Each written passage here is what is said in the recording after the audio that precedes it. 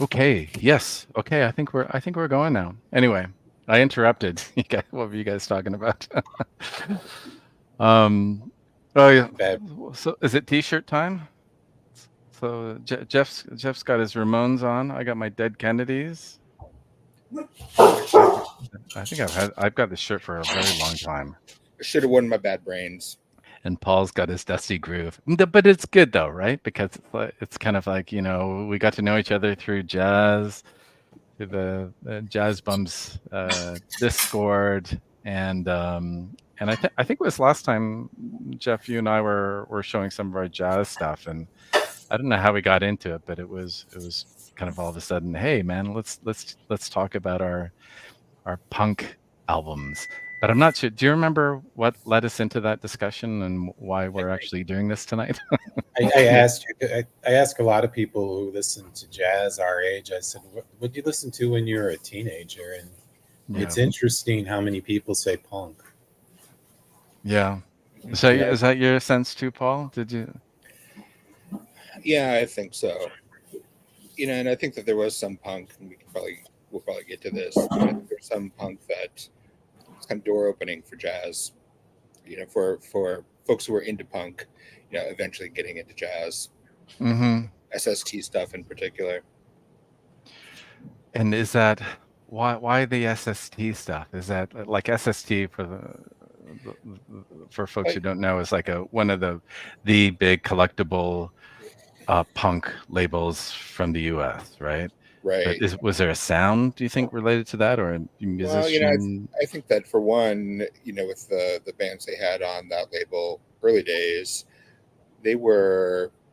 I mean, I don't think there was necessarily a particular sound to it, right? I mean, Black Flag, of course, right? But Yeah, you start yeah, getting into bands like Saccharine Trust that have a pretty, or even the Minutemen that have a pretty man. heavily improv and jazz Exactly. influenced, sort of sound. Mm-hmm. Then when they once they started, they really put out all sorts of things beyond what people typically think of as SST. So there are groups like Cruel Frederick, Universal Congress of that, Henry Kaiser, Yeah. who I think could be argued are pretty squarely in the jazz camp. Mm-hmm. Mm-hmm. I mean, they Yeah, no, found that makes a lot of sense. Yeah, and I think for SST there were a lot of bands that had a big improv rhythm section as well. A lot of very interesting kind of bass lines, right? Bases that tended to be quite complex. Um, so, what but honestly, for me, I think it was like the link between punk and jazz was really was maybe much more simple than that. It was just kind of about the energy, right? About the energy of the music. Um, that for me, it was, was when I started to listen to particularly some of the stuff from the late '60s and '70s and jazz. It just had that kind of energy that I remember as a kid in punk music, right? So and we tend not to like boring music either. We're not really into pop music. We don't listen. There's that as well. We're not into the hair metal. Yeah. yeah, So it's kind of a natural progression. yeah, And I think in their day, a lot of the different movements in jazz kind of parallel what you saw. What do you consider punk? So, well, what do you consider jazz? mm-hmm, All the mm-hmm, different subgenres that we like to talk about now. Is it post bop? Is it modal? Is it bop, bebop? Fusion. We can have those same conversations around the scene from 75 up to 90. For yeah, punk. Is it punk, post punk, hardcore? Is it oi? Is it what is it mm-hmm. the London scene? What city? Yeah, yeah, Yeah, the differences. Yeah, you're right, between kind of Chicago, New DC. York, London. Yeah, yeah. So there's the DC scene versus the Orange County in LA. There's San Francisco, and I've got bands. I was kind of thinking along that. We talk labels too, like Paul brought up. Mm, Reliance, SST. Uh, mm-hmm. oh gosh, I'm already Slash. Uh, Yeah.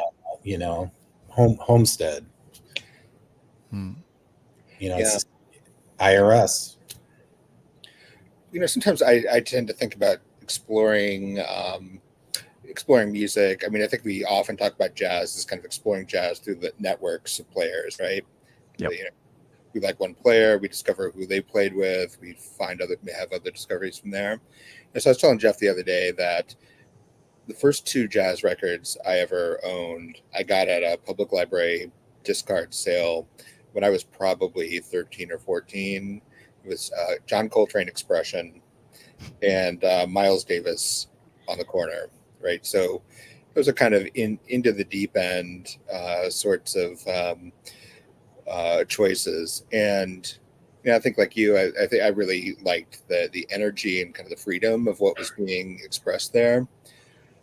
I was also listening to a lot of punk and starting to get into more interesting punk at that same time, like Sonic Youth, for example, right? And I think that some bands like that really helped me. It made it feel more coherent somehow, even though I still knew it was jazz and punk or whatever in my mind at that time. Yeah, Sonic Youth is a particular example. Like, kind of one of the subgenres I was thinking about when I was going through my collection was the kind of the art school punk rock, particularly the British art school. And when we pull up some of our albums, we can talk about that as well. And yeah, it was very if people want to kind of label jazz a bit kind of snobbish or complex in its different genres and taste cultures and regions, as you were talking about, Jeff. Absolutely, there was a certain kind of aesthetics, right, to that. Well, to all punk, but I think in particular for me, that kind of art school, British art school punk had a very particular emphasis on whatever kind of theoretical aesthetic traditions, historical traditions, artistic traditions, right? From the lyrics to the compositions as well. So there's absolutely I think a very strong connection between jazz and kind of art school rock or punk rock, right? And you like you said, like the snobs, you could have arguments over what is punk, like the Ramones. Yeah. People tell me all the time they're not a punk band. And you know what? Maybe they were, I consider them a punk band, but maybe they weren't because they didn't consider themselves a punk band. Yeah. They wrote pop songs. They just wrote them very, very fast. I don't know about you guys, but I'm definitely much more of a punk snob than I am a jazz snob. Maybe that's a good way to kind of get into it. I don't know. No, I'm serious though. Maybe it's because we grew up with that and we have our favorite bands and obviously favorite LPs and everything. But anyway, so the other thing I wanted to kind of float by you guys is, again, this relationship between jazz and punk is the importance of live performance. Like for me, that like punk bands, that was so important, right? Like the DIY aesthetic to it. Just the touring, as you were saying, Paul, the relationships that are kind of established between different bands, that was very important, right? So for me, when I think about the collection that I have, I think way more than jazz, or the jazz collection I have. It's all relating to shows that I've seen. In fact, many of the LPs I bought, I purchased at live shows, right? Which doesn't happen as much now. It does happen, but often there's only kind of CDs at the back of the room, right, for jazz shows. So I think that might, I'm not sure if you guys would agree, but I think that there's a strong connection there between the live performance, and those two genres. I think is I agree. Yep. I mean, I know the clubs like yesterday that I would hit when I was young. Yeah. Flying Pig in Ann Arbor, Tom's Foolery in Mount Pleasant, Michigan, Latin Quarter in Detroit. Yeah. That's where you went. Yeah. And then the last point I wanted to make on the link, which maybe, I don't know if this is a stretch, but for me, well, punk in many ways was a political movement, right? Or at least kind of a countercultural It was a reaction. Yeah, Reaction to reaction, Led Zeppelin. Oh, the arena. political, or any way you want to kind of talk about it, right? So I think that there's certainly a connection there, and maybe that's where some of the energy that we talked about earlier Well, comes from. well, the UK. I mean, I'm not English, and Yeah. we could bring up someone from the UK in the scene. They could probably talk about it, but you know, their scene in the '70s was very political. Yeah. You know, they were going through some tough times, tough economic times. And I've got one of my favorite bands is from Northern Ireland, and they sing about the Troubles. I mean, Yeah. and you know, New York, I think, was a little different. It was a lot more eclectic. And then, you know, you just had that whole reaction to Reagan's '80s. I think that's a big part of the American hardcore movement. Huge. Was, you know, that image that the country had. You know, it was coming off of a lot of turmoil with the, you know, up the '70s, and you know. Yeah. Although I would also, I guess, say that I think that there are some areas, particularly once you get into hardcore, and I'm thinking DC scene in particular, where I think the political dimensions are not simply, they're not just reactionary, right, to, you know, bad economic times, but I think that they actually are kind of constructive and really trying to build something positive. For sure.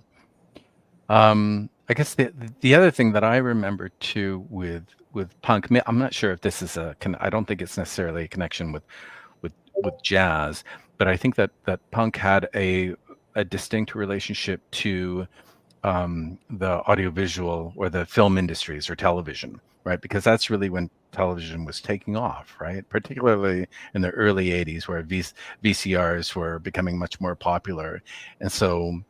And maybe we can talk about this with regards to some of the LPs that we have that are part of compilations. I think a lot of those compilations came out of documentary films, right, about the scene, and also science fiction that had a lot of kind of B movies or independent movies. Many of them had punk soundtracks, right, or experimental or art school related soundtracks as well. So I don't know if anyone's ever written about that. I'm sure there are some books out there on that relationship as well. But that was something, again, from a personal experience. I learned a lot about bands and different types of punk music and musicians from the cinema of the time, particularly cinema at the time, right? The kind of early '80s. So yeah, part of it is politics. Part of it was Reagan, Thatcher, and on all of that kind of drummed up. But I think there was also kind of an cinematic artistic kind of movement that was happening at the time as well.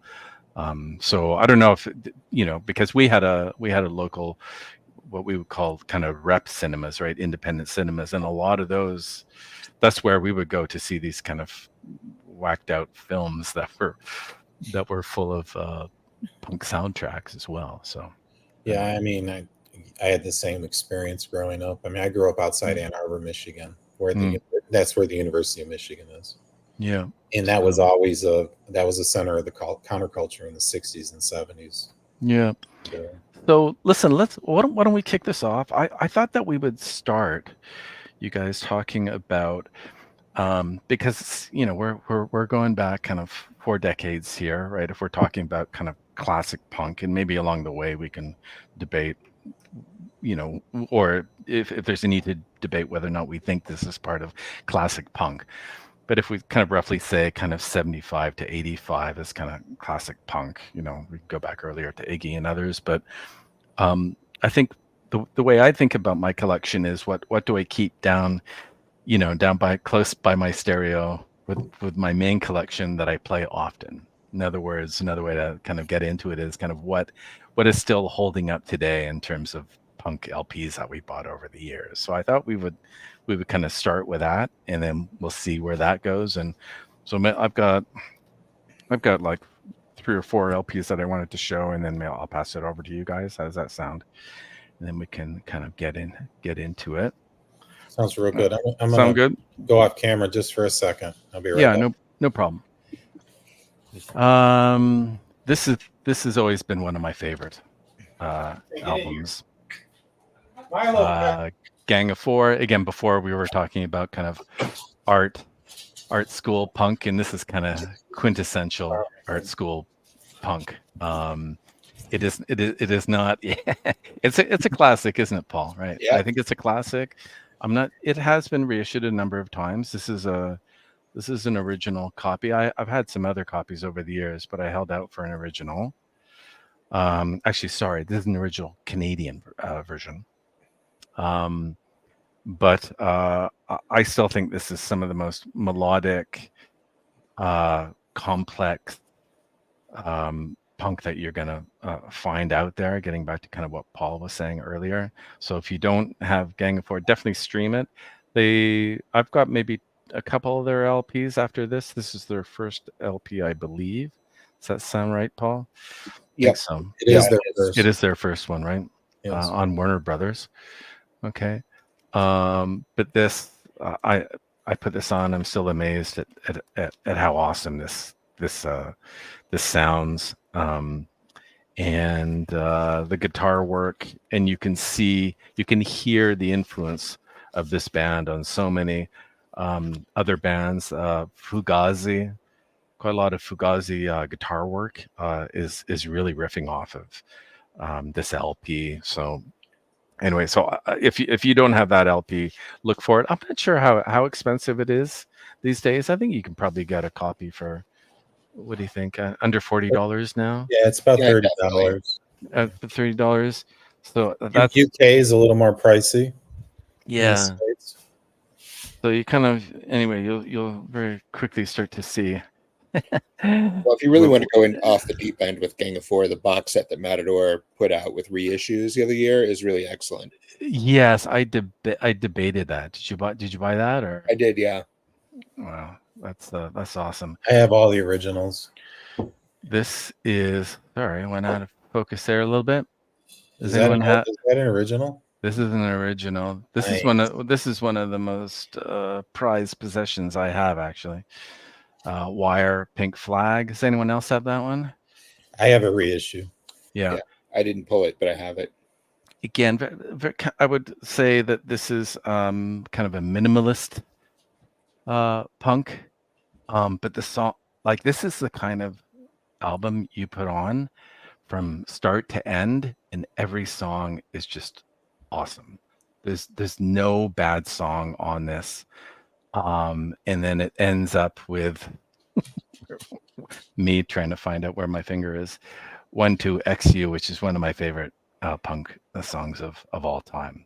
Again, very art school influenced, very interesting compositions. I have been meticulous in keeping this LP in good shape over the years. I'll show you the label on a Harvest. So that's how you know it's an OG. It's a green Harvest. Anyway, so if you can see it, yeah. So the recording is super good on this LP. Again, the compositions, the performance, very guitar driven. Lots of shifting of tempos. Very interesting drumming as well. So again, Wire, highly recommend it. Two more, and then I'll pass it over. I saw Mazzy wearing his X T-shirt. I think last week. Did anyone else see that? Saw these guys in Vancouver. I'm going to say probably 1986. Is it the original band? Well, there they are in the back. Yeah, they're doing their retirement tour right now. Oh, they are, huh? The guitarist, he was a freaky guy. What was his name? Billy Zoom. I want to say Billy Zoom. John Doe on bass vocals. Exene. I think they were at one point in time. They were a couple. The two in the middle there. And then that's the drummer, of course. But again, this is really an absolute classic. This is an original as well, a U.S. original from 1980. So this, I'm going to say about 3 or 4 years ago, this was not an expensive album. What's the label? Is it The Slash? label? It's Slash. Yeah. Okay. Sorry. Yep. There we go. Okay. So I'm gonna say that again. That has never migrated far from my turntable. And then one more, and then I'll pass it over to you too. This is kind of not surprising, given what I've given what I'm wearing today. um, I actually love I'm gonna say their first 3 or 4 LPs are just awesome, and the lyrics are hilarious. Jello Biafra is just such the if people don't know who Jello Biafra is, is that a UK copy? Saw them actually in Vancouver as well, live. Jello Biafra jumped on my head. That's one of my claims to fame. And I had a big boot mark on my on the side of my face when I went to school the next day. Anyway, just a fabulous band, incredible songwriters, I'm gonna say, and musicians. So it's a shame they have never got back together in my books. Anyhow, so those are kind of my kind of go-to, again, the ones that I think have just, I don't know, not even just held up over the years, but for me are just absolute classics and must-haves. So anyway, so that's my that's the start for me. Is anyone who I can jump in. Yeah, yeah. go for it. Yeah. So, couple of records that I really liked when I was first getting into punk.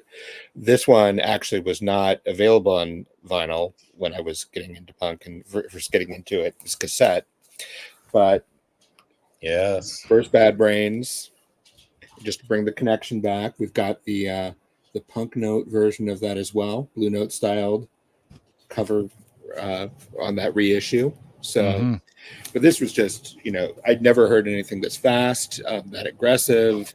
And then when they slowed it down into the reggae jams, dug that too. So this was, I don't think this rarely left my Walkman when I was in high school. And Paul, can you have a look on the back of that and see who produced those albums? This was the Roar tape. So this is self-produced, I'm pretty sure. This is not the Rick Ocasek Rock for Light. Yeah. You knew where I was going with that, right? Yep. Yeah, is it on the I saw it on Discogs. I don't know if it's actually on the label. Yeah, Rock for Light. It's a lot of the same songs, but produced by Ocasek. Also great. I prefer this one. It's just a little rougher, right? But yeah. Yep. I don't know if you can see that, Rick Ocasek. There's another one. I don't know if either of you know this one. No. This was a touch and go band out of Milwaukee, and I have no idea how I discovered this, but this is one of the first punk cassettes, really, back in the day that I had. Hardcore. It's just unrelenting, minute and a half songs tops. But incredibly abrasive. If you like the rougher moments of Sonic Youth, sped up, this might be for you. What year is that one, Paul? This one is 80. I want to say it's 83. Okay. And that's a band that actually got pretty interesting too. They got they kind of slowed things down and got a little bit more psychedelic as they went along. I think if they had been around, maybe started 5 years later than they did, they might have gotten caught up in all of the post Nirvana business. But instead, they broke up as that was breaking. All righty. I'll show you one more. No, I'm going to show you two more. So this one is the Digits. So they were out of Champaign, Illinois, where I went to grad school. The singer for them, Mr. Rick Sims, there in the Boa, actually was in the Super Suckers briefly later on. But this album is kind of fast MC5 inspired punk rock.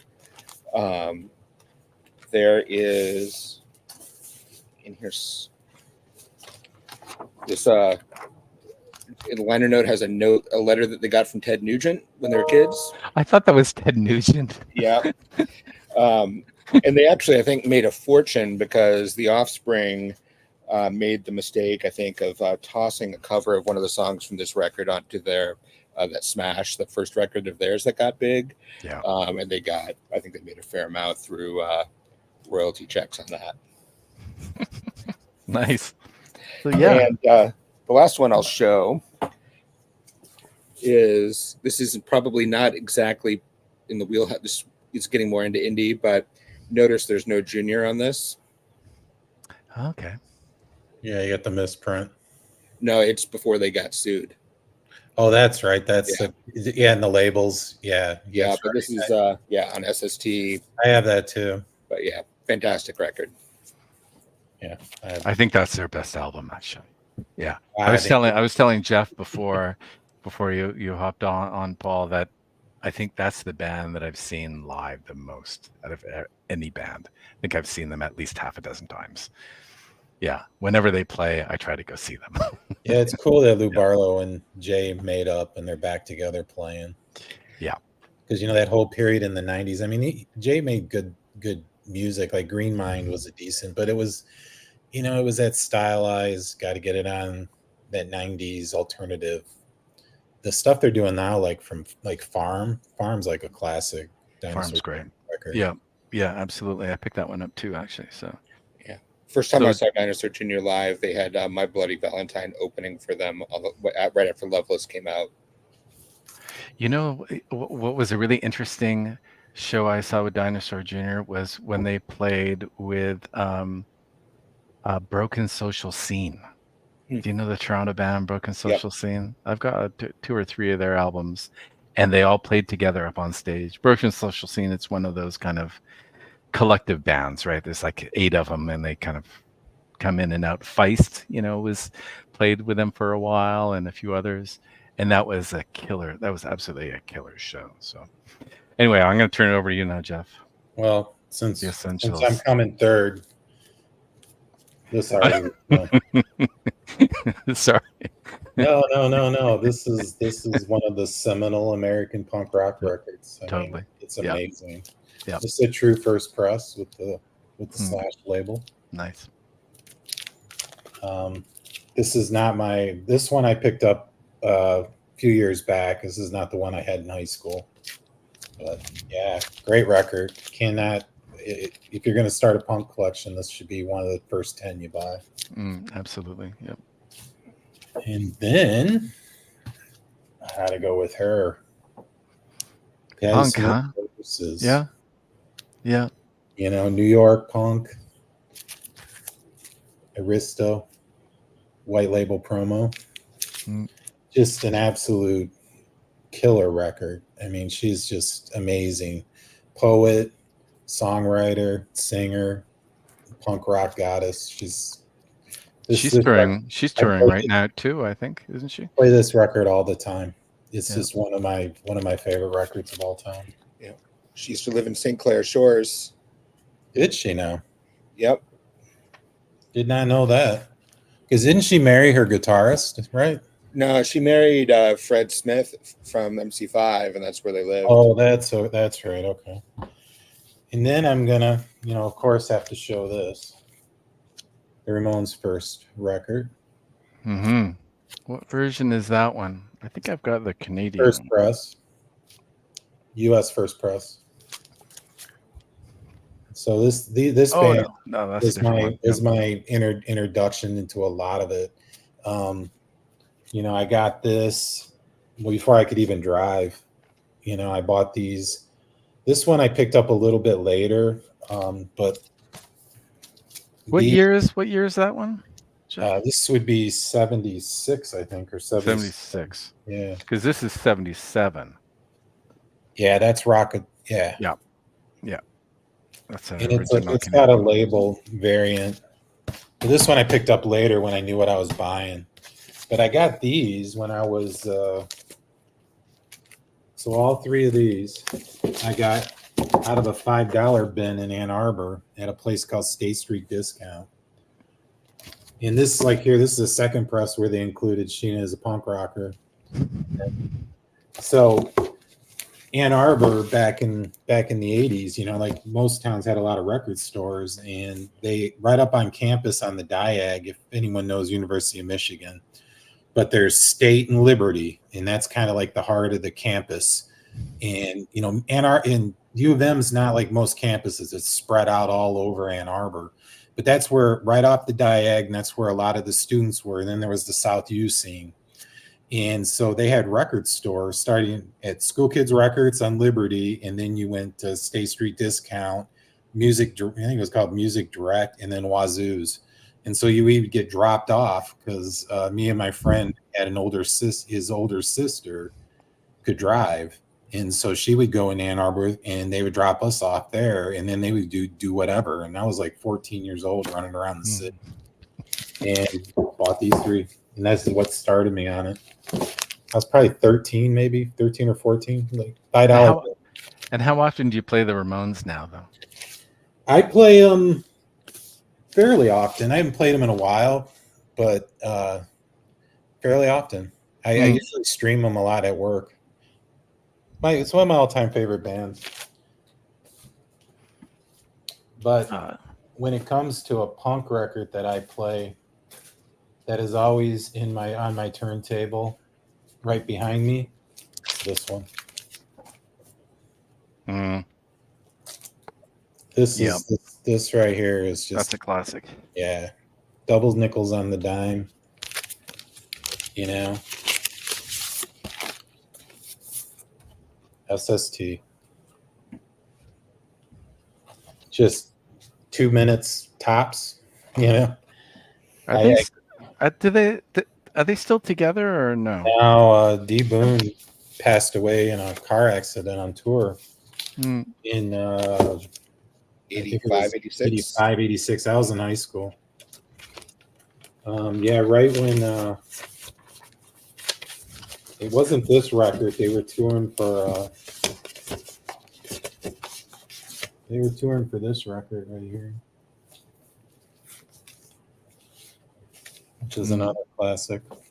Yeah, I've only got one of their albums, but they're kind of one of these mythic American bands that a lot of punk bands talk about were really important, right? This is an important part of SST right here, because this is before the internet, so they would always come with this in the records, and you'd sit there and you could mail order and buy the records through the mail. I don't think I have any of those. I've only got a couple. I've got 3 or 4 SSTs. And the best was the clothing. That's what I would buy. And another big thing we didn't really touch on was how big SST and all this stuff was in the skateboarding community. Yeah. I mean, that was a big part of it too. Did you ever read Maximum Rock and Roll? Do you remember that zine? I guess today we call it a zine, right? Yeah. That was also still around, isn't it? I don't know if it is anymore. I think it is.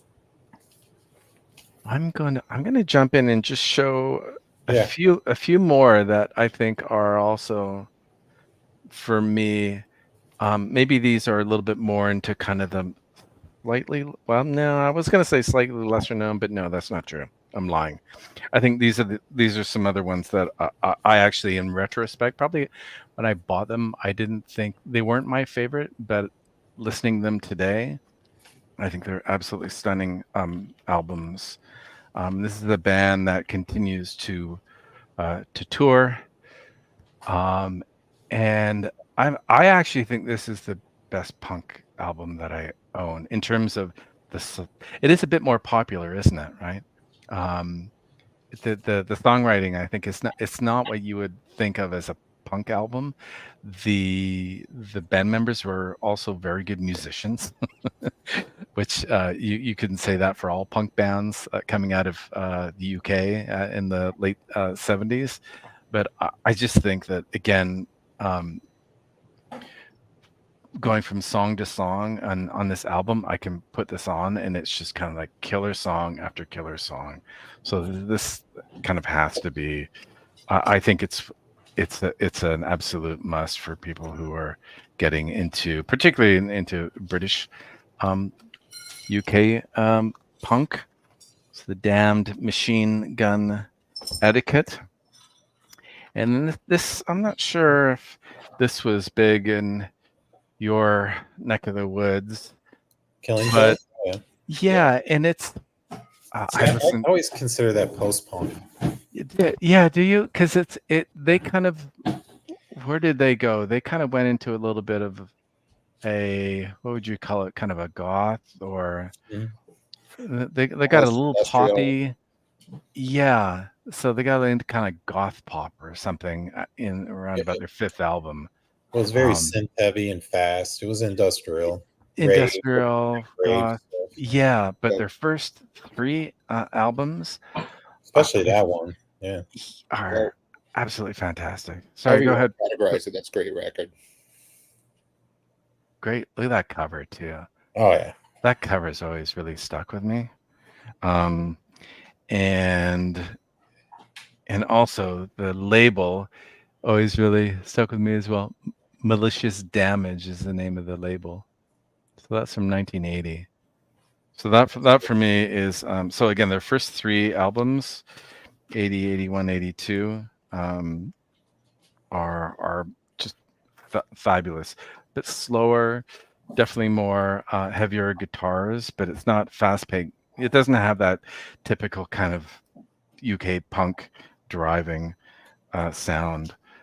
This is a bit more on the kind of the poppier end of the spectrum from the UK. The Vibrators, they put out 2 or 3 really good albums, and I'm going to say this is probably, maybe I'm going to back off that and say that it is a little bit poppier, but I'm going to say it's also kind of a little bit more minimalist, and much more in keeping with perhaps some of the bands that came out of the New York scene, including Television, I would say.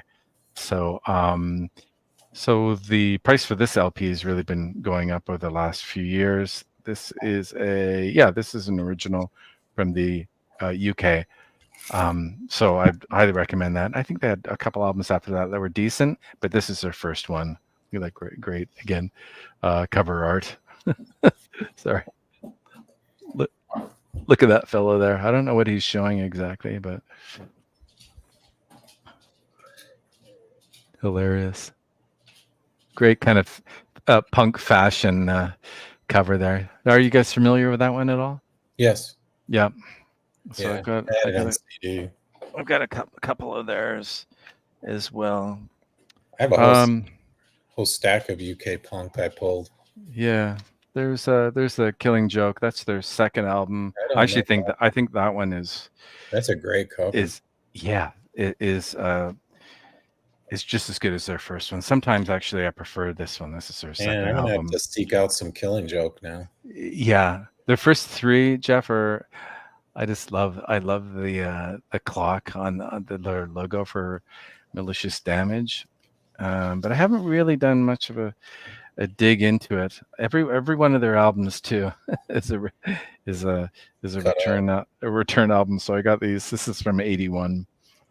I used to have a mispress of that where it was Killing Joke on the A side and the Statler Brothers on the B side.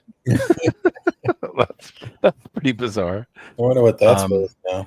But it's got this one. It's almost got a little bit of a prog feel to it, doesn't it? Dun dun dun dun dun dun dun dun dun dun. You know, kind of this repetition. So very kind of bass and drum heavy.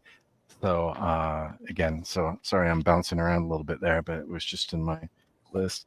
And then the last one before I bounce it over. Well, I've got a number of albums from this band. Oh yeah. Who I think are playing in town maybe next month. Yeah, I've got that one too. I mean, they're that record right there, that all their 7 inches, that's a huge record. You know, I actually Buzzcocks. Let me just finish up here quick, and I'll pass it over to you, Jeff. but this is a good one. So those of you who don't know the Buzzcocks, I think this is a good place to start. Wouldn't you say, you guys? I Oh, think so. absolutely. It's Just because there's it's a compilation, isn't it? Right? well, there's 7 inches, And yeah, exactly. and it It's was made for the U.S. market. got all their singles on it. It does. And very very melodic.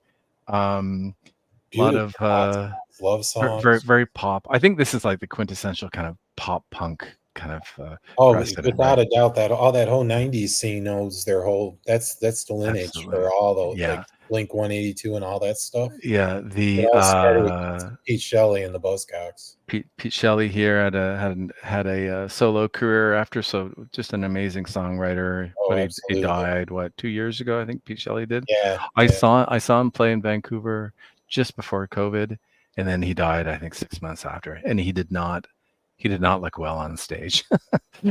And shouldn't laugh. But I'm laughing because the guy I went old friend I went to the show with said normally he, like, the roles were reversed. The guitarist is usually really subdued, and Pete Shelley is usually through the roof, bouncing around like a lunatic. But at the show, he obviously wasn't doing very well. For people out there who don't want to pay up for the OG UKs, they repressed all those like 4 years ago. So every Buzzcock record, Yep. and I actually pulled one. So I bought them all. These are all the remasters. So they're half speed masters, but man, they sound really good, really good. So this And is who reissued them then? I haven't seen that. they are imports, and they've got in it. It's what's really cool is it's got this Clinton Highland writes really good essays and the liner notes. It's heavy duty vinyl.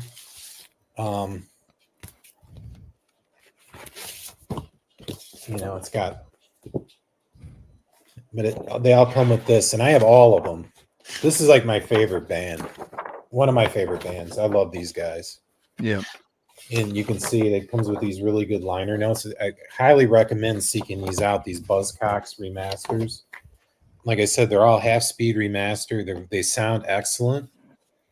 And I have the originals too, but I tend to play this quite a bit. It sounds better. Yeah. Yeah, it does.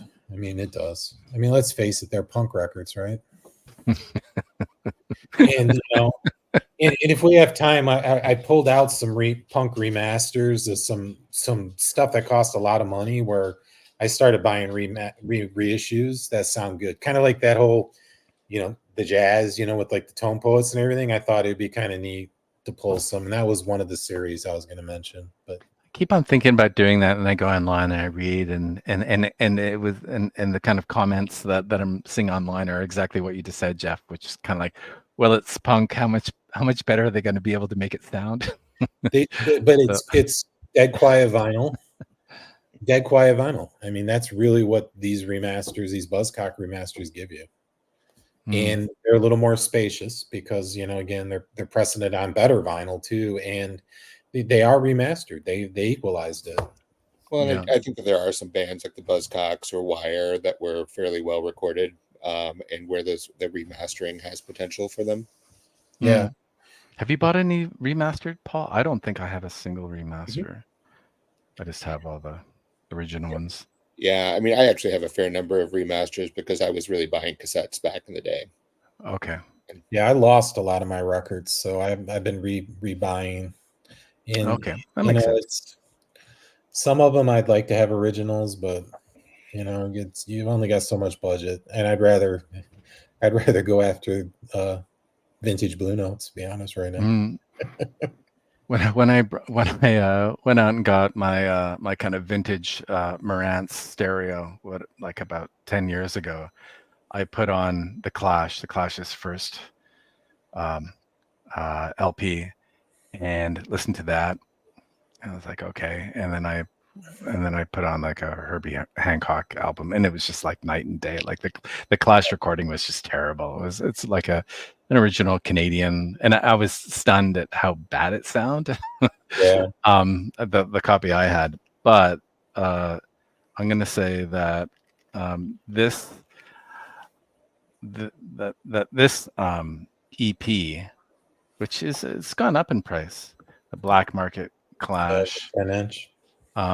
Yeah, so this is from, well, it's pulling together a number of recordings that they made from 77, I think, through till 1980, I'm going to say. Yeah, that's right, from 77 to 80.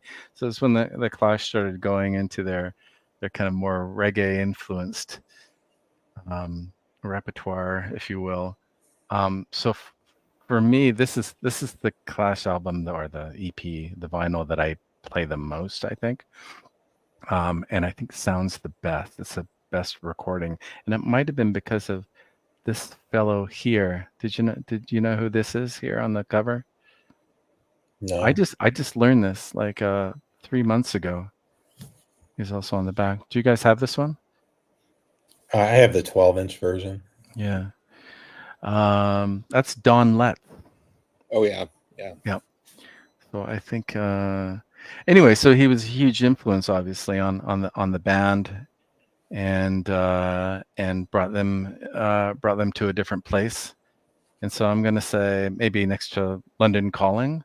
You can find this around still. Oh, I see it. Yeah. It's And so $20-$30. yeah. So if you're interested in kind of reggae and dub and punk, this is kind of a bit of a crossover, a little I bit. don't see the 10-inch very often, but I see the 12-inch. Paul, Yeah. Paul, you want to show next? Sure. And then I'll go. So Oh, good one. Oh yeah, so this that's is heavy. USOG. But yeah, I think this probably, I think in high school I never heard this being talked about, but I think in with the distance of history, this is probably one of the most significant of the original UK punk records. Yeah. Did you see the film? Pull that cover back up, Paul. Show everyone that cover, man. That cover is amazing. Look at that thing. What great art, huh? Yeah. I mean, it just a great cover and a great band. Those gals could play, man. They had a saxophonist. Yep.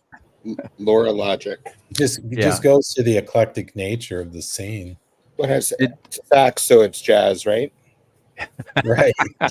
Sure. Or maybe ska punk. Did Paul? Did you see the or Jeff? Did you see the documentary about Pauline Styrene? What was her name again? Polystyrene. Polystyrene. Yeah. Totally hatcheted that. It's really good. It's done by her daughter. I've seen her in other documentaries on the whole, that whole London scene around that clothing store. Yeah, exactly. It's excellent in terms of a history. McLaren store. Yeah. Sorry, Paul. Go ahead. So here's another one out of that lead scene with Gang of Four. This is actually kind of a strange record, and probably not my favorite by the band, but definitely from the classic period. But I brought this one up because I've got a whole bunch by the Mekons, and wow, I think that they're still a going concern, right? They're still touring, but although they're now based out of Chicago, and have become something more of a country punk sort of band. Although they still have experimental side divagations. They did a record. This is a while ago, 20, 30 years ago, with Kathy Acker, who's a kind of author in them. So they've continued to do really interesting and just great music for a long time. And so that's where it starts with them. And I would feel the need to give the Mekons a shout out. And were they from Manchester or they're from Liverpool? Leeds? From Leeds. Okay. Yeah. Mekons. So they were with so Gang of Four was part of that scene, and then John Langford, who's from them, was in the Three Johns as well, if you know them, kind of post punky. So if you know I was gonna run down and pick that one up today. There's hype sticker still on it. I don't know that record. What is that? That's a killer. Incredible BC punk rock. British Columbia. Yeah. You beat me to the British Columbia LPs. I'll show some in a bit, but go for it. They're sort of mathy, I guess. Really intricate sorts of arrangements, but only a 3-piece. really wicked sense of humor on their songs. Is that the reissue that you got that just came out? That was the original, but I like them a lot. So Killer. Wow. Where did you get Yeah, that one? great covers. yeah, I got this one when I was living in Spokane. Okay. So that's hard a to find. Canadian label rather. Those are really hard to Hey, find. DIY kind of covers too. Very much so. They're very anti-commercial. That's awesome. I but really they- like it. Yeah, that's cool. I'm gonna check that. Yeah, out. the first one, Jeff, the first one that Paul's shown. Do you want to pull that one back up again, Paul? Because that one, I wanted to go down. I didn't have time. This was just reissued too, so go pick that up. You can get this. You can get this more affordably now. Yeah, you can get it for $30 now, and it's fabulous. Or stream it first. It's that like the bass on it is so complicated. Go ahead there. Yeah. I've seen those guys live a couple times back in the day. Yeah. That's the original. That's where it all started. Yeah, awesome. Yeah, I had a button that I used to wear. It used to drive my parents crazy. Of that cover. So what's this? Jazzy Jeff is saying Mekons are really more just John Langford. I would say it's probably it's Langford and Sally Timms at the core of it still, but yeah. Wow, that's some serious stuff there. I didn't know you were into No Means No. That's I saw them because I grew up in Vancouver. They opened up for a lot of the big bands. They like if it was like the Dead Kennedys, No Means No would open up. If it was any of the big California bands that would come out to Vancouver, No Means No would start up, and they were always on. They brought it, right. They were so awesome live, and there's a lot of videos on YouTube, live videos of them because they tour everywhere and they have this real cult following, right? Well, there was a VHS. They had done a live album called Live and Cuddly, and they did a VHS release of that show. You can find clips of that on YouTube that are pretty great. Yeah, and there's a couple books written about them as well that are pretty good. I just ordered one the other day. New oral history of them that came out. Yeah, it's the other one. It's the other one that had the same cover as the "Don't You Kill Me, Don't Kill Me." You Kill Me. You Kill Me. Yeah, there's there's a book with that cover as well. That's really good. But yeah, I need to run down and get that. They're a punk band, but they were just given one of the biggest independent music awards in Canada last year for kind of lifelong career achievement, and it was for that album. So Wrong. So yeah, that's awesome, and that's an original you have. That's worth a little bit of money. Indeed. Jeff, we were going to go to you next, huh? Is that right?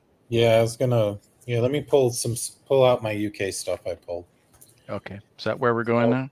Yeah, we'll go over. Let's go across the pond. Okay, let's do that. When you talk punk, I mean, when I was coming up, a lot of the times you had to buy it in this format.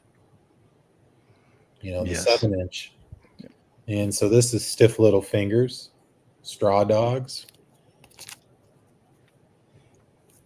And what did I pay for it back in the day? $2.25. And here's one from The Clash, The Call Up, which is one of my favorite songs by The Clash. And I've got tons of these. Love these pictured sleeves. Mm-hmm. Yeah, they go for like £15 now. When I go to London, all the Clash, they're expensive, £15-20. Yeah, to start. And it was such a big part of it. They would do 7 inches, 12 inches. Every single was really big and very artistic, especially like a lot of the post punk too. You could really go down rabbit holes like with The Cure if you were going to collect all their 7 inches and 12 inches. But when it comes to the UK, for me, it like a lot of it always starts with these guys. In this record, this one I play it all the time. This is a US first press that I've had for a long time. With the sticker on it still. Yeah, still got the shrink and the hype. I thought you'd take the shrink off of your LPs there, Jeff. Not if it's got cool hype. Not if it's got cool hype.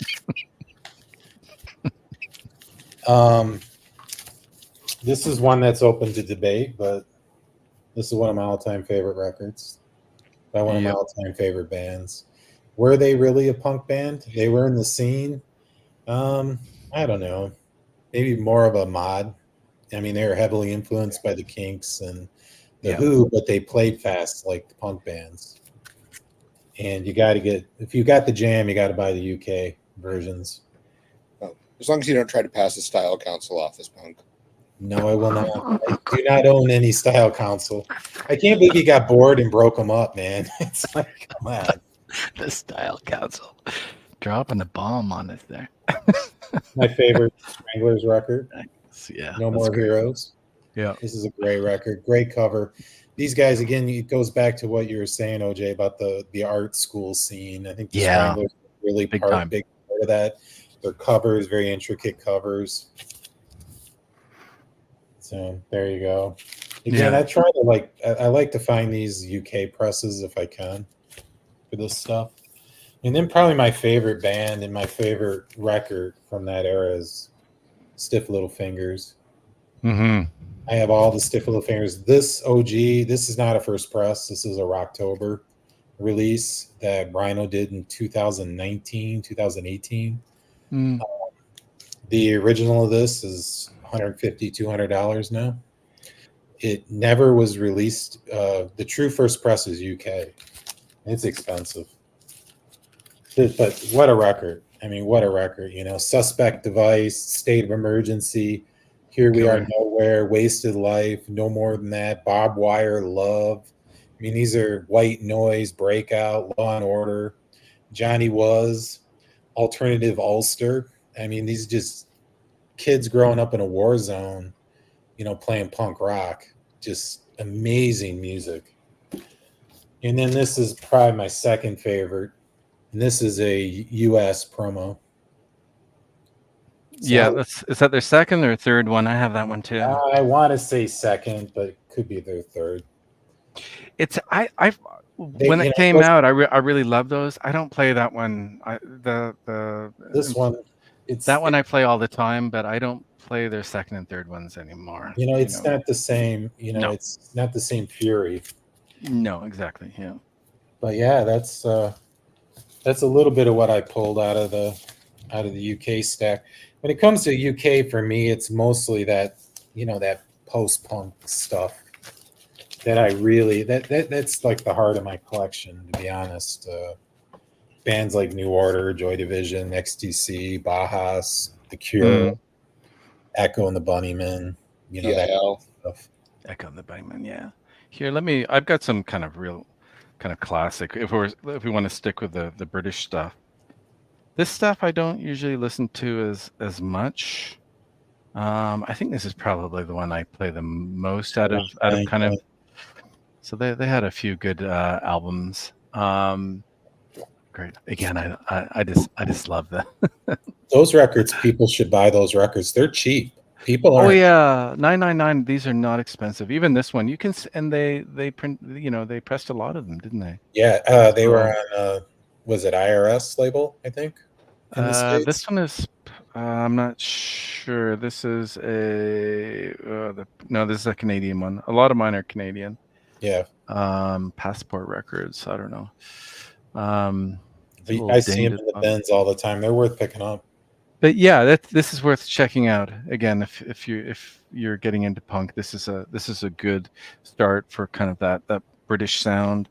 Not a huge fan of the Exploited. This is you use the word oi before there, Jeff. Is it what you call that kind of oi punk? That British, yeah. Yeah. Do you have any of that, Paul? I didn't like their message. Some of it was too racist for me. Yeah, it's this isn't something I listen to anymore. So a lot of it was it was a bit too I aggressive. don't know if that record is particular, and I could be completely off track. Someone wants to drop a comment, but some of that oi I just could not get into. Yeah, it was a bit. I find it just to be a bit kind of, I don't Maybe I know, didn't I get didn't it. find it racist, but I find it a bit too. Maybe class, very British. I will say that It was about a bit it. too British. Maybe I'll just stick with that. I don't know. um, same. These are like kind of deep English punk stuff. Again, these are ones that I don't really listen to, that I don't particularly like much anymore. Well, And this is a bit more hardcore, right? City you got to Baby remember Attacked by Rats. when you first bought that. Where were you? Were you 16 years old, and it spoke to you then? It Exactly. doesn't. 1982. Yeah, Yeah. music doesn't speak to you the same way. I mean, No, it doesn't. So not a big fan. I might sell a couple of these actually. The exploited in this one. I think these are actually German versions. well, isn't GBH? Isn't that a Canadian This band? is actually, this one is from the Netherlands. It's strange, the kind of the imports where they No, source DOA is Canadian. their issue. No, they're the GBH are British. And then this one I actually, that was Annie Posse, yeah. pretty Good cool. name. This might be a compilation. Uh, this is out of Nottingham, Rondelet Music and Records, 1983. This is pretty cool album. So That's just very collectible. yeah, so you can see what I originally paid for it. $15 back in 1983. That was a lot of money then. Yeah, so honestly, I couldn't tell you the last time I listened to those, those See, ones. I purged all that stuff out of my collection about 10 last summer. Actually, I sold 1,000 records, and a lot of that kind of stuff. Yeah, I'm gonna say probably, yeah. So those last few ones are ones I'm probably going to put on Discogs or see if I can eBay or something and kind of clear the decks. Yeah, they just don't speak to me. They're just a little dated. The politics, the aesthetics, and even the lyrics. Most of the lyrics too are, yeah. Some of them are just a bit naive and immature. I think partly, not necessarily. I don't know if that They're one's records racist. of their time. Yeah, for sure. Paul, did you want to? Should I bounce it back to you? I've got some Canadian stuff, but Yeah, I think I'm pretty good. I think I'm good, and I'm going to need to hop off in just a minute or two. yeah. All right. Okay. Let me jump up while Paul's still here. I wanted to show some of my Canadian stuff. I don't know if anyone has any DOA. I'm gonna say that DOA are probably one of the most important punk bands, definitely in North America. Had a huge following in the UK as well. This is an EP on Alternative Tentacles, which is Jello Biafra was involved in them, right? Where they based out of? Still is. Yeah. So this is from 1982. They're playing in town, I'm going to say, in next month. So saw them. That's probably the band that I saw the most growing up is DOA. Again, they always headlined or co-headlined most of the punk shows. I don't have any of their original. I don't have any of their original ones. They're very expensive, particularly around here. They probably start at well over $100. So this is a nice compilation that from some of the early years. Great classic kind of more North American punk. So pretty sure a lot of that stuff's got reissued in the last 5 years. Yeah. Their first two original LPs were reissued, I'm going to say 2 years ago, and I just haven't picked them up. This has always been one of my most prized LPs. Actually, this is a very hard album to find. This is their I believe it's their second LP. This is an SST release, Subhumans, again out of Vancouver, British Columbia in Canada. Really hard to find, and not an album I necessarily play a lot. I'm probably going to hold on to it.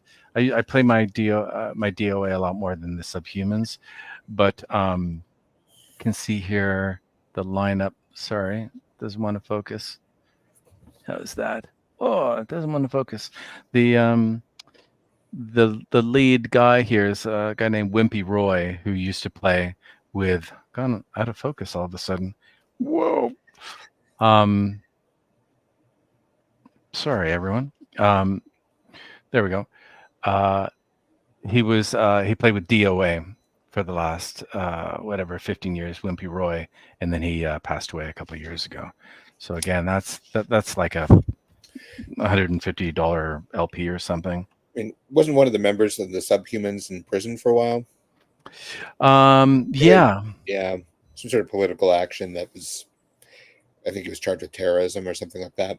Yeah. Sorry, I'm just gonna see if I can swap You, like, out. burn a bunch of SUVs. Hang on 1 second.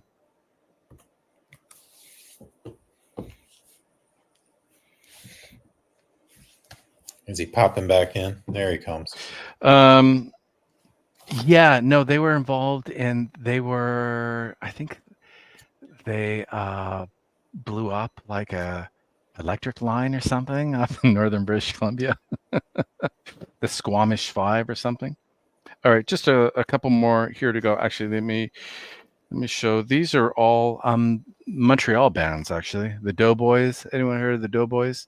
This is a great band. They played live throughout my university days when I was in Montreal doing my undergrad.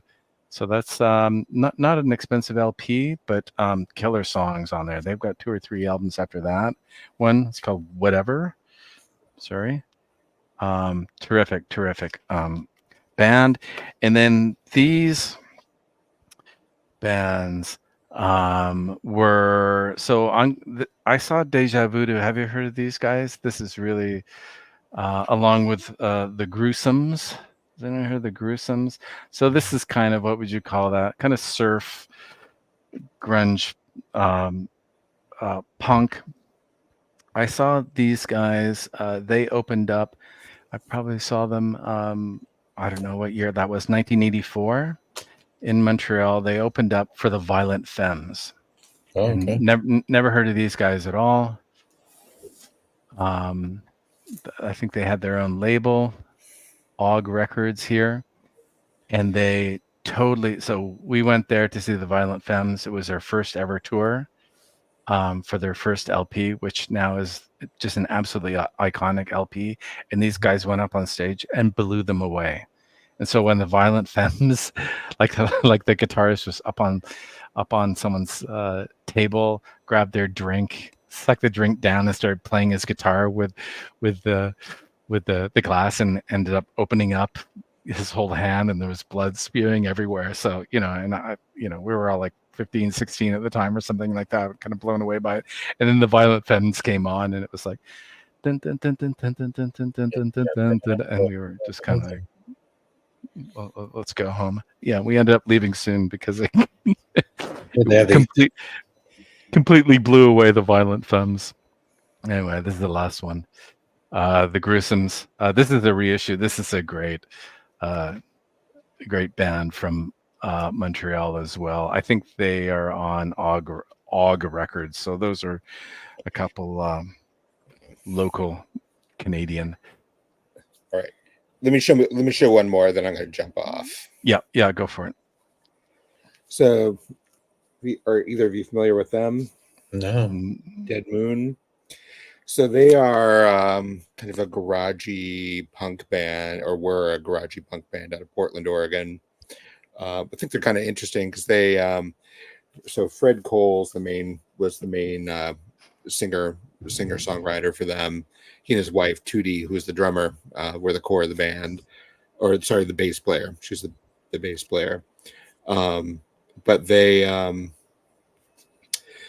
He was in one of the 60s kind of nugget style bands called the Lollipop Shop. Mm-hmm. Back in the 60s, and then was through a number of kind of proto-punky garage bands throughout the 70s, and ended up in Dead Moon in the 80s and into the 90s. But these guys were huge in parts of the Pacific Northwest. I don't know if they were up in Vancouver, but in Washington State, Oregon, they were definitely huge. But they cranked out lots of really good, really fun records. They're still mostly in print. Not all their live ones are in print, but they're pretty readily accessible, pretty cool, and I think also really show the connectivity of punk, backwards especially. Yeah, I think I remember particularly in the early 80s during the whole kind of Reagan period that a lot of shows were canceled, or we would show up and the band would start 3 hours late because they were being held at the border. So there was a lot of politics around the border and letting bands in. So there were a lot of political issues with punk bands crossing the border and getting into Vancouver at the time. So I think a lot of bands just didn't bother coming up, right? Yeah, there was too much hassle. Actually, now that I think about it, the first band he was in, the record label put out their album as the Lollipop Shop to try to market it, but they were actually called the Weeds. Yeah. So no. What kind of music is it, Paul? The Weeds is like, if you think about 60s garage punk, that's what it was. And then he was in a series of similar bands into this, which is, I mean, I don't think a lot of people would dispute that this is punk rock, but it's really not that different than the 60s garage punk he was doing. Yeah. I think those last ones that I showed, the Gruesomes, and I think it's that kind of garagey, surfy, which is fun. I like to listen to that now and again, but it has its place, Right. Anyway, you got to depart. I do. It is getting late on a Sunday, but well, thanks for dropping by, Paul. Hey, before you pop up, Paul, you heard this band? I have. Detroit Kids. Detroit classic. Yeah, 70s proto-punk. Yep. Total classic. Yeah. Those are highly collectible now. You want to know how punk started? This is one of the bands. Yeah, even the reissue of that was. This is the reissue. There's no way I'm touching the first press. So when this thing was reissued, I don't know 10 years ago or something. I'd be sure to grab it. Cool. Great. All right. Well, have a good one. Paul. Great to see you again. Thanks for popping up. Well, Jeff, let's go a little bit longer. Do you have? Can you a little bit longer? I still got a bunch. Yeah, let me run through a few more. All right. We do some comps too here in a little bit. So kind of on the proto-punk thing, where the scene kind of evolved from, of course, the Stooges and MC5, which I don't have any originals, but I do have originals of Iggy Pop, The Idiot, and Lust for Life. Classic. Without, again, Michigan guy. So he's from my hometown, Ann Arbor. So really good stuff. And then we want to talk about comps. Comps were a big part of it too. Yeah. So SST used to put out the blasting concept for $3. Okay. Yeah, you mentioned that before, and I didn't know what you were talking about, but I recognize the cover now. And look at the bands. So Saccharine Trust and Vitus, Meat Puppets. So they're all signed to SST, right? Yeah. All SST. Yes. There's like 3 or 4 of these. This is volume 2. What do those go for now? I've never. I've only seen those online. $20 probably. Yeah. So you can see Green Label. And then classic. The Repo Man soundtrack. TV Party Tonight. What version do you have there? It's an original. Yeah, I think mine is. I've had this forever. So again, Suicidal Tendencies. This is what made Suicidal Tendencies break. Was this movie? What's the name of their song? Institutionalized. Yeah, Institutionalized. I'm not crazy. All I want. And then if I could, I'm going to jump into kind of where punk rock took me in the 80s when I got into high school. It took me into a little band from Minneapolis, 2 bands from Minneapolis actually. And this thing was like my my version of Tommy for me, this double album, Husker Du's in Arcade, an SST, absolute banger of a record. Is it punk? I don't know, but Oh it's yeah, I was that's straight amazing up. music. That was the loudest band I've ever seen play. I think my ears were ringing for days. I think And they then, still are ringing. When they broke up, Bob Moulds, he's still going strong in his solo career. He's got some excellent solo records. Did you buy any? Did you get Sugar, the two albums? Yeah, In fact, I think CD. I there's had 3. Sugar. Those are really good albums too. I liked Workbook, Black Sheets of Rain. Those two are the ones but Husker Du is where it's at with me. This Flip Your Wig, but this is the record. Played this. This is an original. I bought this at School Kids Records in Ann Arbor when it, I don't know when it came out. I bought it brand new. I was in high school, probably 15 or so.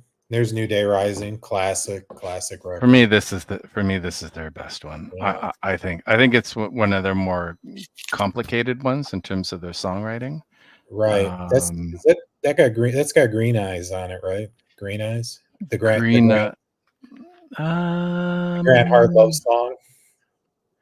Or maybe that's on Flip Your Wig. That might be on Flip Your Wig. That's the thing is, they would, Bob and Grant, they would take turns writing the songs and just amazing. And hating each other. Yeah. I don't know if those two were they ever together, or I never got the whole story. That was like the rumor that they were together. Possibly, but I never heard that. But there was a lot of tension there. There was a lot of tension. There's definitely some tension there, that's for sure. Yeah. So while we're on Minneapolis, the band that meant the most to me, that that I made that emotional connection as that teenage kid, growing up in the upper Midwest, was this band here from Minneapolis, The Replacements. And just absolutely to this day, probably considered my favorite band of all times. This is Sorry Ma, forgot to get out the trash. This is when they tried to be a hardcore band. This is the first press, and then this is a second press of Stink, the EP. And the reason it's the second press is because the first presses are actually hand stamped. This is all hand stamped. So this is when they were playing really fast, but then they realized that's not who they are. No. And then they put out this Hootenanny. And then you kind of saw their influences, the Big Star came out in them, the 70s rock, but they still played with that punk edge. But the songwriting, Paul's songwriting started to come into focus, like with Color Me Impressed. But they still had stuff like Take Me Down to the Hospital, a rocking kind of song. And then they had. I don't think I have any of their albums. I don't think they toured very much in Canada, right? So that's the biggest selling album, isn't it? They had the cojones to call basically their album "Let It Be." What it is, it's their masterpiece. It's what broke them. It got them signed. Warner Brothers signed them after this, and it's got Unsatisfied. I mean, I used to play that song constantly, and just my all-time favorite record when I was in high school is this one right here. And then, not to be outdone, I kind of got into these guys again. Cowpunk, they used to call them cowpunk, but this is Meat Puppets' first record. Wouldn't be a Nirvana without Meat Puppets.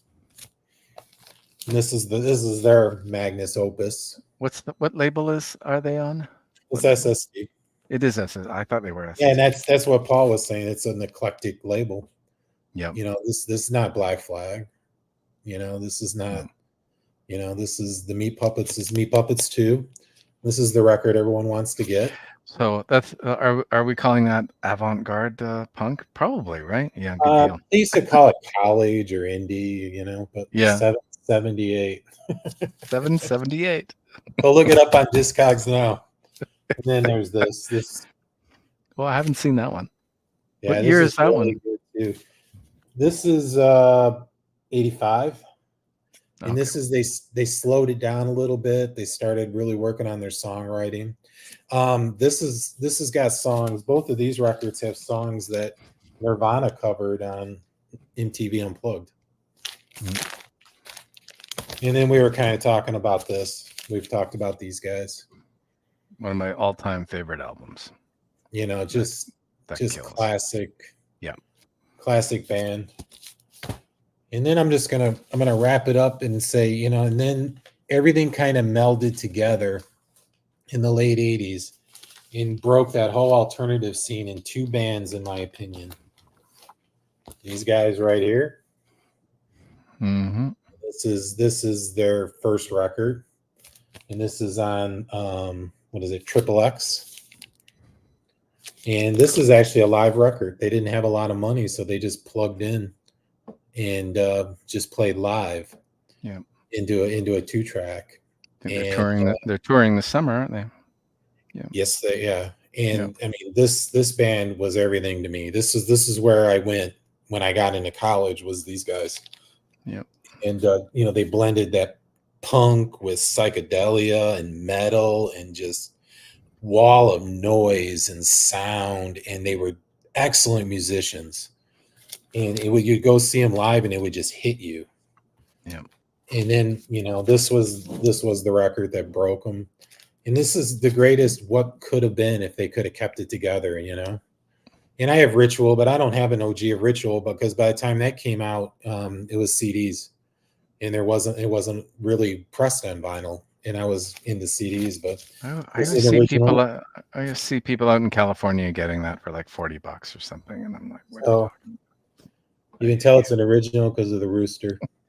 Okay. Rooster and Fire. They call it. So what is that? What does that go for now? An original Jane's Addiction. 150. Yeah, I think that's like, of all the things that we're showing, I think that's the album that I would pay money for. Right. And then the other band that did more to set up the whole 90s scene was this band. Yes.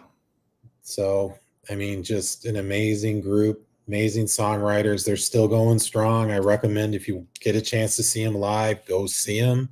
I saw them 2 years ago. They still bring it. Joey Santiago can still just fill an arena up with that guitar. Black Francis is amazing. I mean, just great band. This is a First Press, which was a UK. And then this is, you know, of course, there's this one. Yeah. He's touring solo now, I think, for the fall. I just saw. No, they had a new album releasing in 2 weeks. Okay. This record, look this one up on Discogs. It's crazy what this is going for. Is that their first full album? Yes.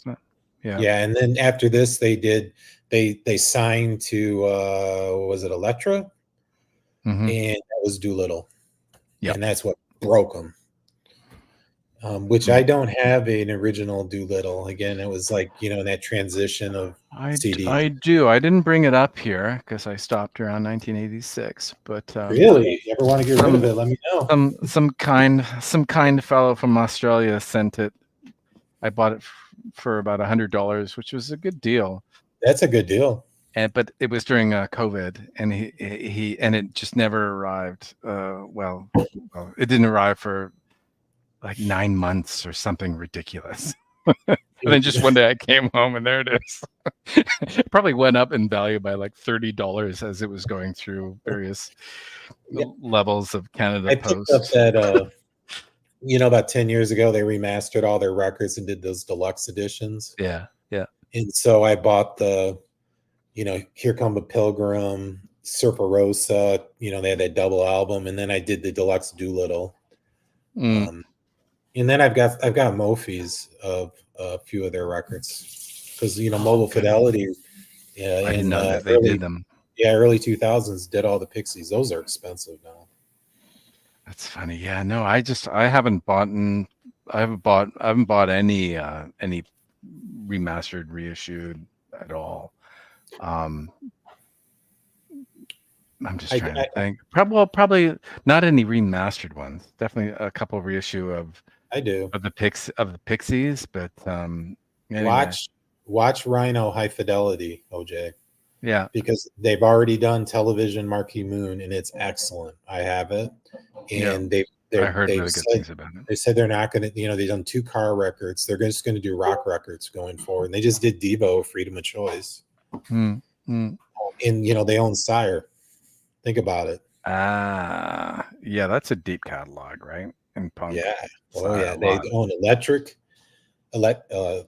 including the Ramones, Electro. right? Weren't the Ramones on Sire? They're on Sire, yeah. So Yeah. they own Sire, Warner Brothers, Sire, Atlantic, and Electric. That's interesting. I've just got a couple more things I wanted to show. These are kind of my real deep independent American punk albums that are very, very hard to find. And I'm even feeling nervous holding on to this one here because these are a real kind of DIY LPs. Have you heard of these guys? No. They actually went strong, but the first couple LPs are very rare. This is an original Independence by Toxic Reasons. I'm going to say that they're but very much influenced by DOA, great songwriters, very political songwriters, of course. You know, uh, very well. Even look at the cover, right? Very kind of again 1982. So in the depths of that kind of anti-Reagan politics. What is in here? Oh, let's have a look. Oh my God, I haven't looked at this for forever. There's a booklet in here. I do remember they're kind of strange. That I remember they had posters and T-shirts like that. But look, this is really this is serious DIY. No, this isn't a Canadian copy. They didn't do any Canadian if you copies. look at the graphic, they had an American, a British, and a Canadian flag. Yeah. But I haven't. I don't know if I've ever taken this out. But yeah, there's this is That's what I like about the Dead Kennedys records. They had great inserts. But this is from Risky Records from San Francisco, 1982. And then I have their second LP as well. This is a weird cover. Kill by Remote Control. Again, so these are my very independent political punk bands, but they're great albums, very fast. Really cool lyrics, really good lyrics. So you can see that same, I don't know if you can see that, Jeff, that same logo. They got something about the UK and Canada and the US. But this one is Six International Records. So they and it was distributed by Rough Trade. So this still goes for quite a bit of money, this one. But it's really the independence, that's the one that I was showing the booklet, very DIY booklet inside. So those are great albums. And then the other very serious DIY political band, which I don't, I kind of hesitated about whether or not I want to show this because it's quite a provocative band, in that they're called MDC. And I'll turn it around. I'm not gonna, because it is pretty serious, like anarchist band from the early '80s. I think this is their first album. They were highly critical. Right? They were highly critical of the police, and that was the name of the band. I'm not even gonna. But then they changed the name of the band, right?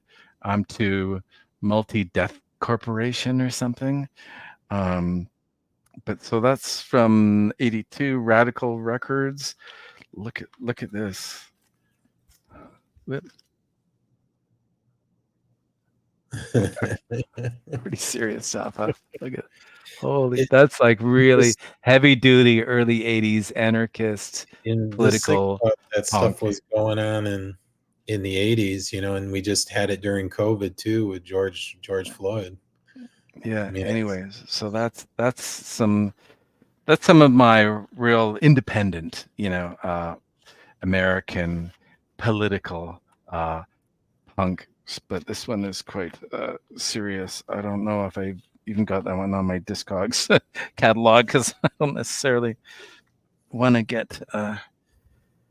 have that one out. And then maybe I thought we would just finish with some weird stuff, or some stuff that I kind of was thinking would be.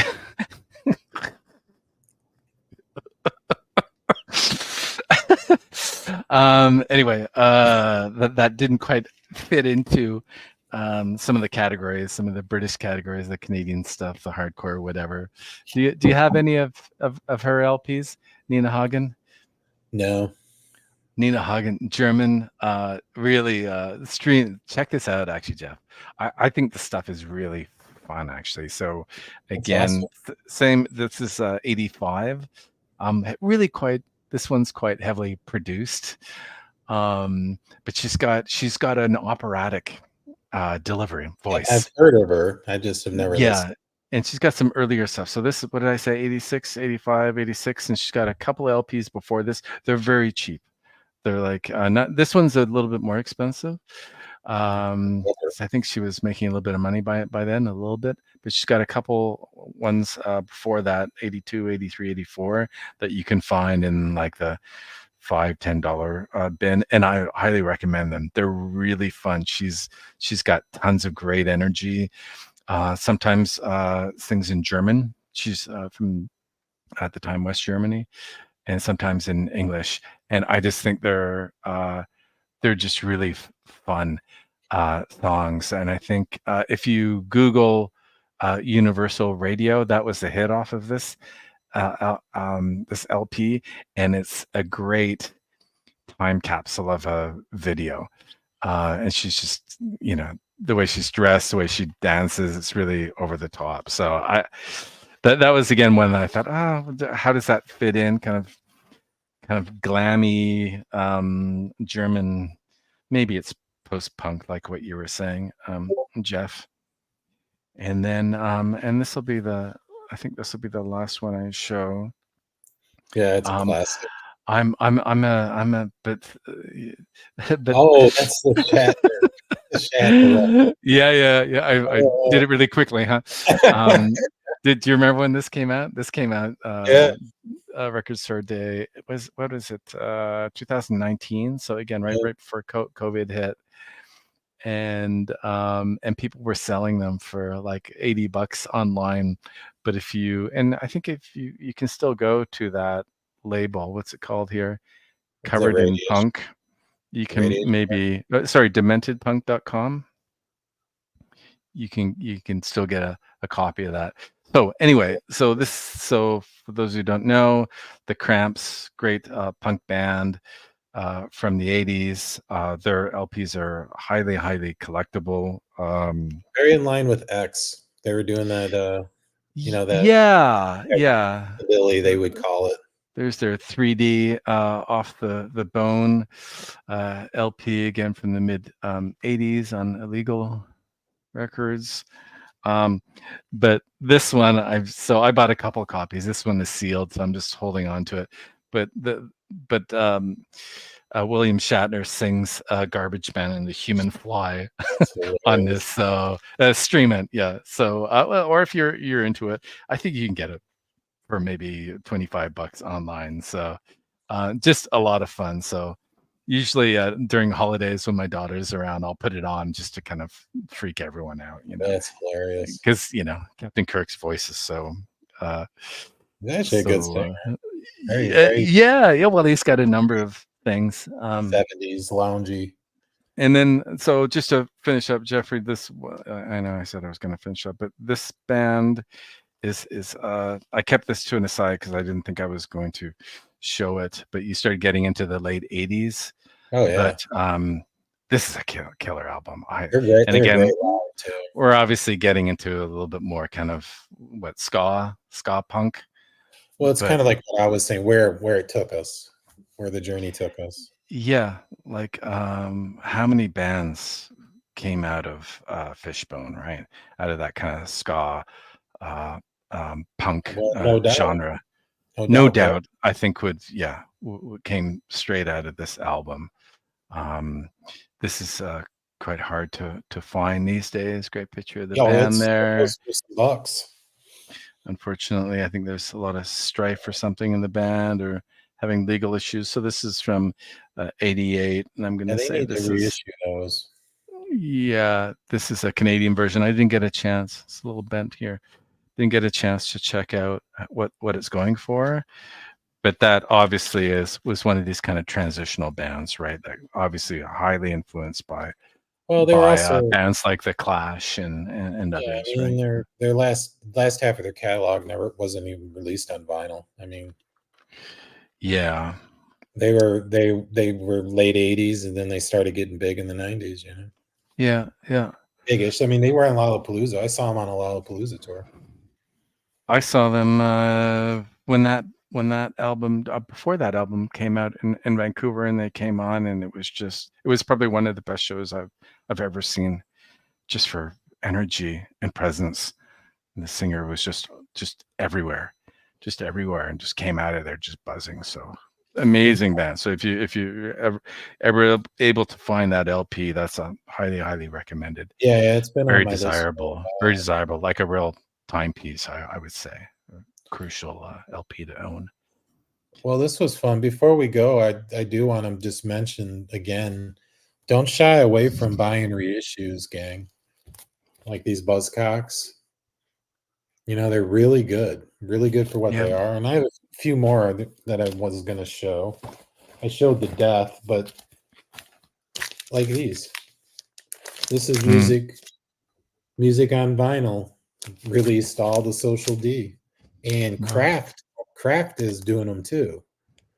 And you know, this is a classic record. And you know, the original, you know, it's a CD, so they didn't print a lot of them. Yeah. So don't shy away from it. I mean, it's digital, but it sounds good. Mm. And then you've got stuff like this that you can find. This is Radiation Records. So I got this on a record store day. This is limited to 800 copies. I got 466. This is, you know, Agent Orange, Cirque Punk, you know, Orange County. And then this one I always like to tease. This is an audiophile punk record. Because it's such a great album. You can get the original ones for that. They're highly collectible. Yeah. Yeah. If you look at it there, look who cut it. Kevin Gray. Kevin Gray remastered these. Remastered it. Wait, what year did he remaster that? I don't remember now. Awesome. I've had this for a while, but he had his studio, so it's on his new cutting lathe. Kevin Gray Coherent. This is and it was pressed at QRP. So I always say this is an audiophile punk record, and it's on. That's so awesome. I'm gonna when we hang up, I'm gonna go and look for that. And so they did. I have two of them. They did. I want to say they did 4 or 5 of them. They're very expensive now. They are, huh? You have yeah, two but of, I was able to of the same one. Them. Yeah. Huh? Yeah, I got this. 2 of the same one. All right, we'll talk. And then I've got one other one, the live one, the Graveyard record. But they, you know, I got them during COVID. You know. That's a classic. That's a classic. We could have let off with that one too, right? In terms of American grunge. They're so much fun. That's a good summer album, don't you think? Yeah, it's a good place good place to end up, right? Because that's just, you just crank it, turn it up. Saw them once in Vancouver. I recommend the Cramps more. I mean, it's classic. Absolutely, yeah, good stuff. Yeah, they're punk, that's for sure. Well, this was a lot of fun. I had a great time just kind of pulling out the vinyl this afternoon and going through some stuff, and again trying to figure out what still has a hold on me, you know, and what kind of like, why did I buy this, or when was the last time I listened to this? Like some of these I haven't listened to for 30 years. Oh, neither have I. It was funny. I actually stacked them up, and I had my Humming Brewer out because I don't know if you saw, I was up on the Jazz Bums Friday night. I saw. I went down to Detroit, so I was cleaning records, and I started cleaning these. I was like, so some of these aren't going back into my shelves. I'm going to put them by the Yeah. turntable. And the water is probably really, really dirty.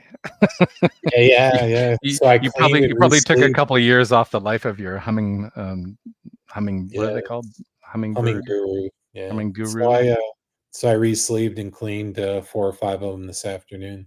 Are Gonna, you gonna are you start. going to I don't know. Have I asked you? Do you sell any stuff online or I sell on Whatnot.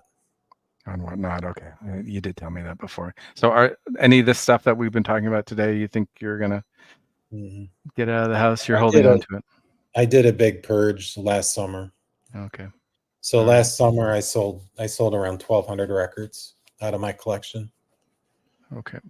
And so this year so every year I like to I'll pull. And so I pull them in after Christmas. And so I had a crate. I had about 100 records. I sold about I want to say I sold about 50 or 60 of them on Whatnot. I did like 4 auctions, and then I just actually took the rest of them downstairs.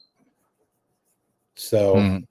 I've got I mean I had like, I don't know, 4,000 records about 5 years ago, and I've got it down to a little more manageable. It's about 1,200, 1,500 now.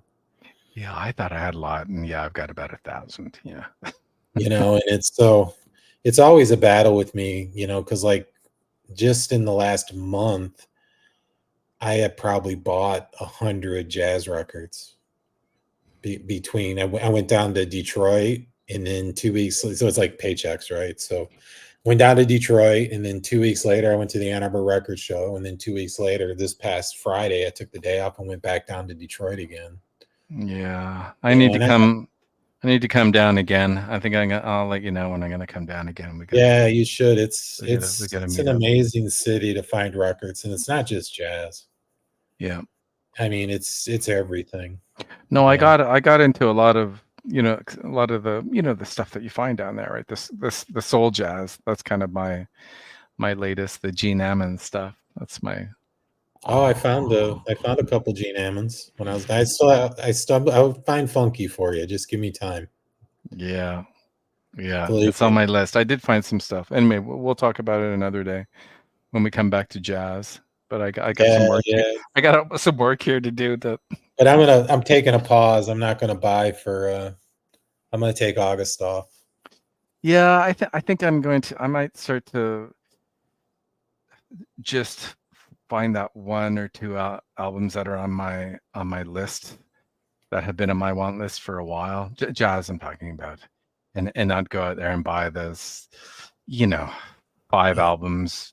I come home and I listen to, well, I listen to all of them, but maybe only 3 or 4 of them are like, yeah, why did I buy those? So yeah, I'm gonna put a little pause down. I say that you never know how it's gonna go, Yeah. but I am gonna try. And I say that while I've got like 5 Discogs Discog tabs up on my browser from just this stream. I'm gonna have to, I Oh, want to the stuff yeah, that I Paul want to likes. buy Dead Moon, man, intrigues me. The no means no. Yeah. So to wrap up, definitely the no means no. I'm gonna go and buy that. That's Yeah. been on my list forever. It's you can't get an original. I can't believe that Paul had an original of that. That's a highly Paul's a desirable digger, man. and rare album. And yeah. Anyway, stream it. No means no. All their stuff is really great, but that album in particular is really fabulous. Just the songs just blow your mind, right? The compositions and Yeah, I'm what did definitely. Paul call it? Like mathematical? Yeah, some Yeah. people refer to them as mathematical punk or something. It's pretty intense. So yeah, Anyway, yeah, might take a pause on the record stores for a while. We'll see. not a bad Because idea. the other side of my collection is audiophile, Yeah, which is really kind of out of control. So I like buying used records because I love to crate dig. I love it. yeah. I like to go and I spend all day and look at 10,000 records and be happy. But I I've also like sound, so I buy all the audiophile stuff too. I've noticed. I don't know if you've noticed this too. I don't think we talked about this. That a lot of stores that used to have good used collections, right? are now kind of transitioning to having collections of audiophile stuff going back, 10 years. I've just noticed that here in Toronto, right? Just over the last month or two now. We're going to see a sell-off. All the people who were bored during COVID, you're going to start seeing them. You're going to start seeing like 100, 200 collections, record collections come into the shops, and they're going to be, Mophis and all sorts of stuff like that. I'm starting to see a lot of the Blue Notes in the used bins. A lot of Tone Poets. The Tone Poets. A lot of classics. Yeah, me too. Yeah. A lot of analog productions are starting to go up on walls. I'm seeing the same thing. Yeah. And for decent prices. You can get them for $30, right? Yeah. But you know me, I stay out of those shops. I go Yeah, that's a good. I go into they only used vinyl only. That's the only shops I go into. They sell new records. I don't even bother to go in. No, neither do I. No, there's just no point. No. And here, so you start at $40, and it's just like that's it. Anyway. But get that no means no. That one's $40. I'm going to run down this week. I will. It's been great. Anytime all right. you want to hang out, OJ. Great to see you. Yeah, we'll talk soon. Okay. Right. Have a great week then. Take care.